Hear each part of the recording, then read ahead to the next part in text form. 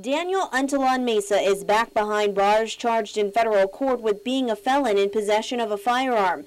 Mesa was arrested Friday night after agents with the Bureau of Alcohol, Tobacco, Firearms, and Explosive Task Force and GPD's Special Investigations Section, SWAT, Canine, and Customs and Quarantine Canine Unit executed a search warrant at his home on Pa'asim Drive in Agana Heights.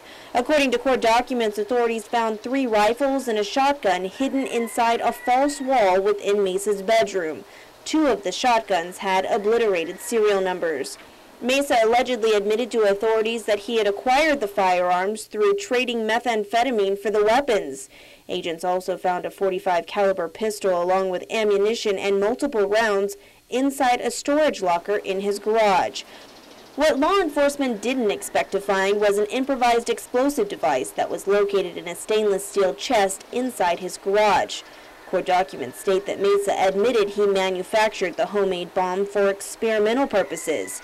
The Navy's Explosive Ordnance Disposal Unit was activated to assist with the confiscation of the improvised explosive device and a California seal.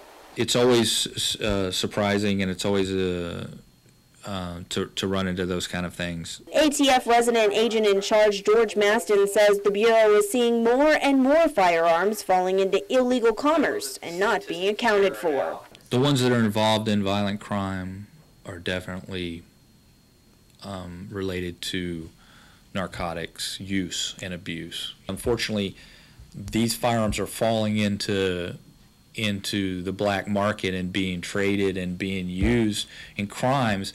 While Guam law requires that all firearms be registered with the Guam Police Department, the gun registry isn't adequately updated regularly, which means once legitimately registered guns often end up in the wrong hands. The big message is if you've had a firearm that's lost or stolen that's registered to you, or that if you've had a family member that's passed away that has firearms, make sure that those firearms are transferred appropriately, and that GPD is notified, and that if they're going to be destroyed, pulled out of the registry, and that we all need to work as hard as we can to keep the registry as accurate as we can.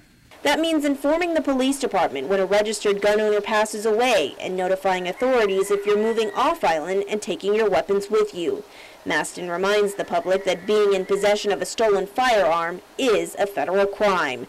Mesa, we should note, was previously convicted in September 2005 for being a drug user in possession of firearms and ammunition and an explosive device. He pleaded guilty and was sentenced to 18 months behind bars with 3 years supervised release.